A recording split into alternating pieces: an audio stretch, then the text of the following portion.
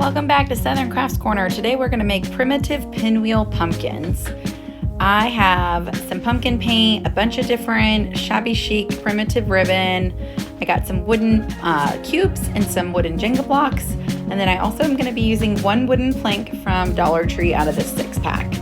I originally had a doily but didn't end up using it in this video. And then I have some pip berries and some moss. I am using an old piece of canvas that I had ripped off. I used the frame for another craft, and I am creating 2 stencils out of the canvas with 2 different size ribbons. I have a single pack of nautical rope from Dollar Tree, and that is all you need for this whole craft. And I am going to twist and turn and create a little pinwheel circle with my nautical rope. I went ahead and did it for both of them, and I'm going to cut the length of 2 stems for my rope. Now these tend to separate, so I'm actually using the pip berry because it's wired and wrapping it around my rope to make sure that it doesn't go loose, and then it also allows me to bend the stem in the direction I want. So I did that for both of them. Next up, I am using just some pumpkin chalk paint from Waverly, and I am just gently brushing that over this little pinwheel pumpkin. I think I just love the color. I'm using some moss, putting that on top with some hot glue, gluing in my stem, and then covering up the base of the stem with some more moss. And that's kind of how it looks. It looks super cute. Next up, I am using a color called Latte from Anita's Paints, and I'm just gently painting the little plank that I pulled out of that 6-pack. I'm getting the sides, and then I'm also going to paint the feet of the cubes. Next, this color is called Spearmint. It's also from Anita's Paints. I love this color so much, and I thought it would look great with the orange.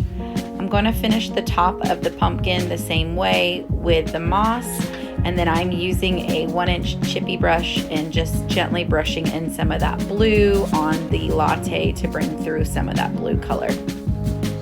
So here I am putting the top on my pumpkin and covering the base again with a little bit more moss. And that one is also ready to stand up. So I'm using all different types of ribbon that is super neutral, very farmhouse, very primitive. And then I'm using a piece of raffia, and I'm wrapping it around in a double knot and tying it around for a messy bow, a larger one for the larger pumpkin, and then I just created a tiny little accent bow to go on the second pumpkin. That way they both have their own little bows and they have a unique look to them.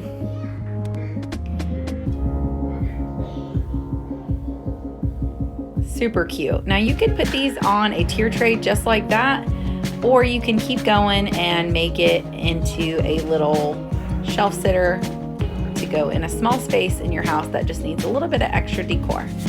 So here are the 4 blocks. I'm putting them right on the base of this, and then I'm going to take the 4 Jenga blocks and do a double stack, and I'm layering them side by side, and you'll notice I'm going to go ahead and put the second Jenga blocks slightly forward, so that way they can go in their right spot side by side and just a gentle overlap. By putting the Jenga blocks like that, I'm able to create a little back spacer so I can set my pumpkins up standing on their bottoms. Next, I'm going to take what's left of my rope, and I'm actually going to wrap it around the base of my stand. I wanted to just incorporate a little bit more of that just rustic finish. And so you'll notice I'll go all the way around and finish it off into the corner.